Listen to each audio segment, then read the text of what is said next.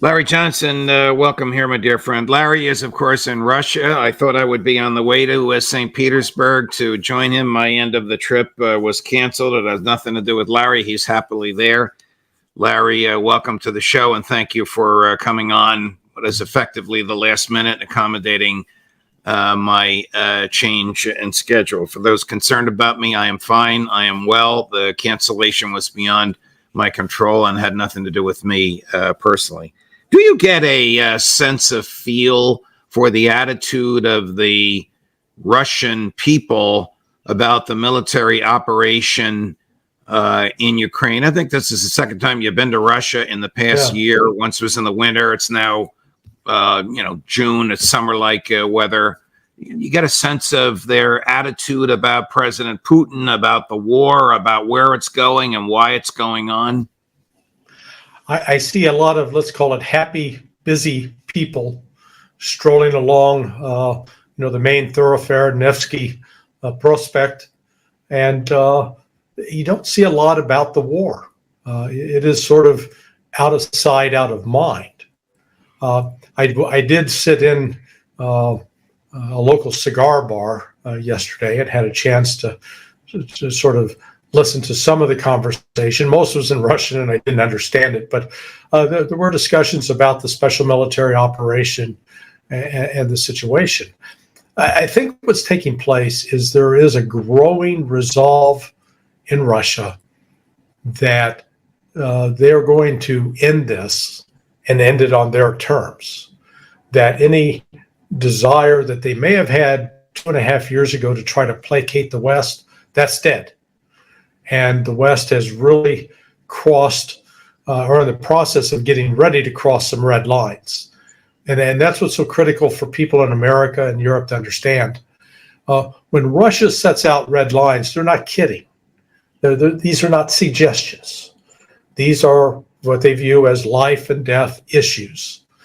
And the Russian people have, they have a history of this. I mean, the city I'm in, St. Petersburg, was known as Leningrad during World War II.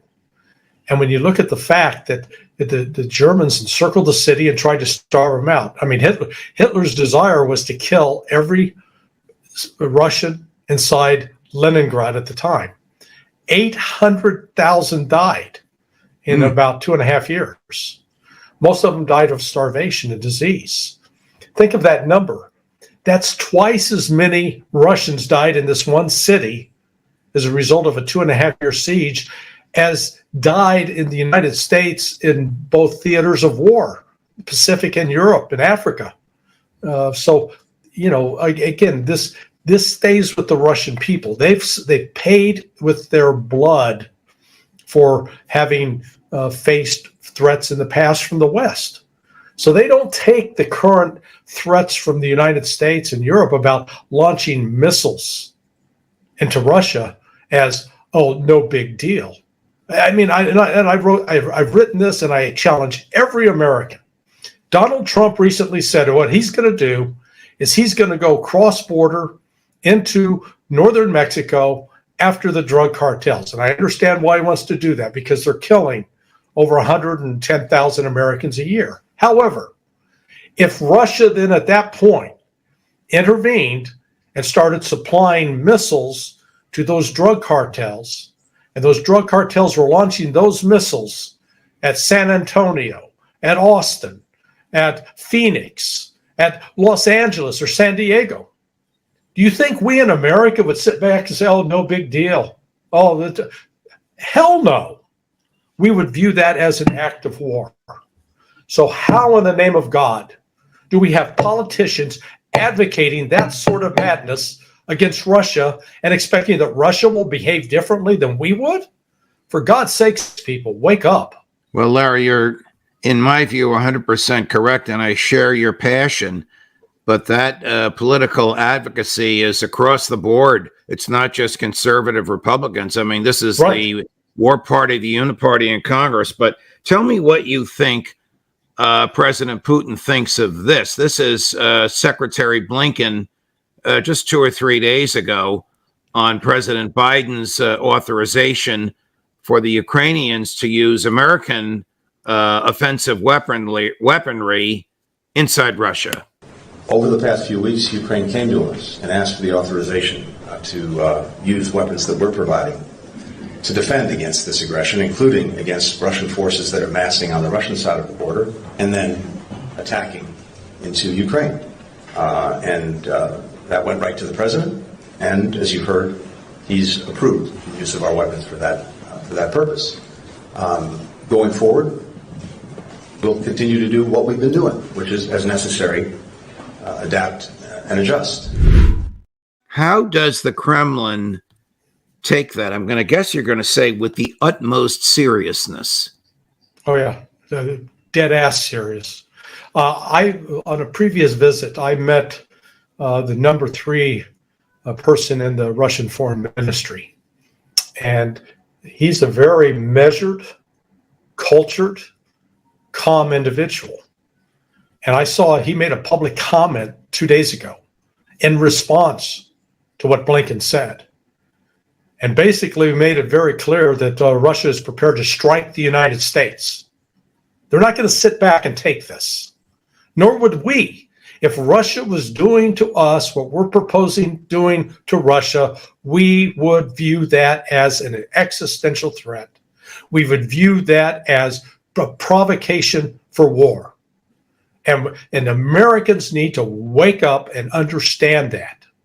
This is as serious as it has ever been in the history of U.S. Russian Soviet relations.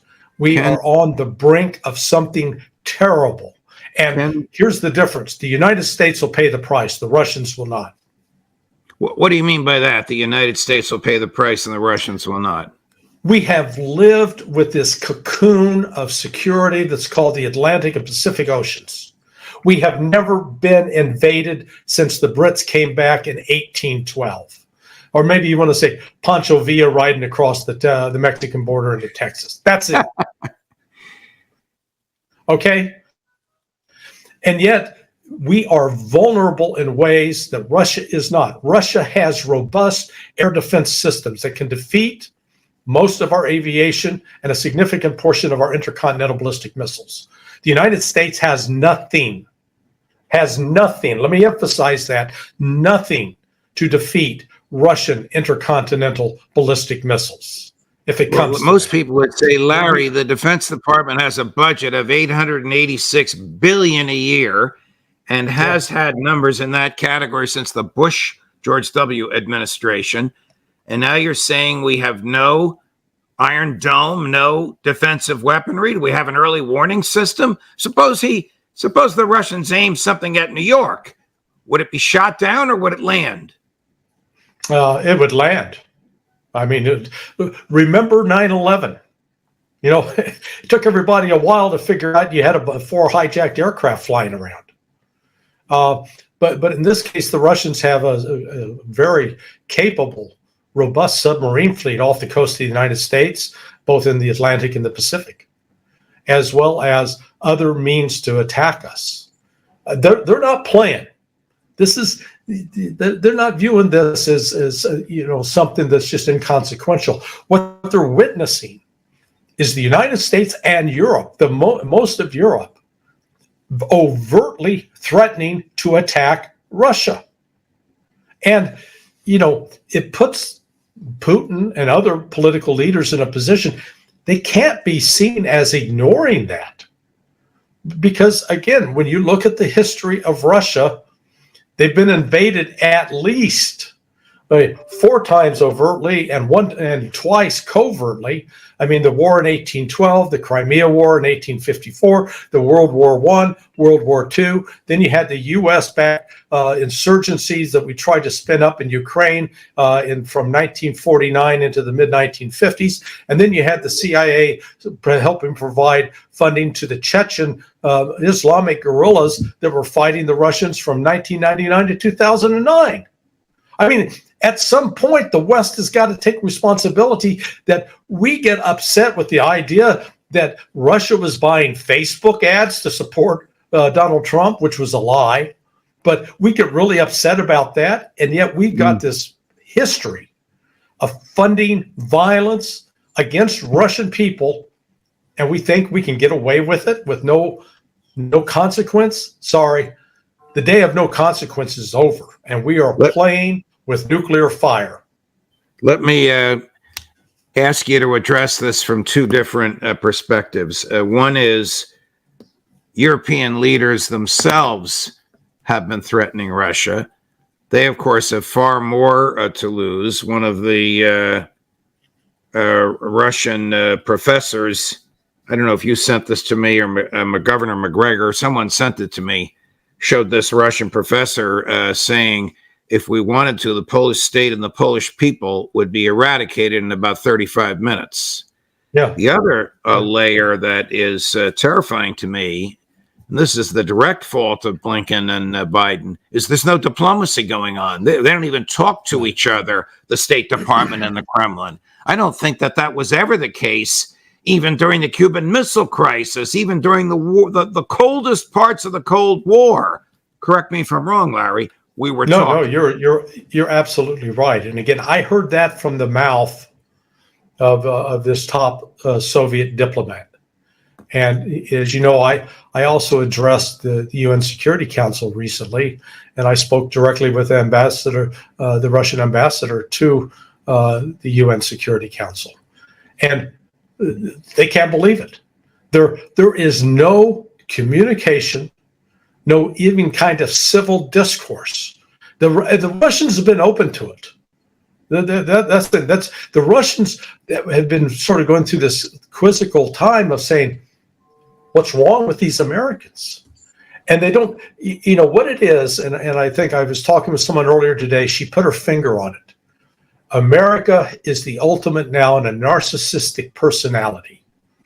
We see the world only as we want to see it. It revolves all around us. We're the most important thing in the world. Everybody else is of secondary, tertiary importance. If it doesn't benefit us, it's not worthwhile. And as a result of that, we get away with bullying and attacking other countries. The body counts that George W. Bush is responsible for dead Iraqis and dead Afghanis, and then similarly for Barack Obama, that, you know, we're talking hundreds of thousands of civilians dead because of their decisions. You don't have a similar body count by the Russians, by Vladimir Putin. You know, that's just the reality. Vladimir Putin and Russia over the last 30 years have not been invading other countries. The United States has been.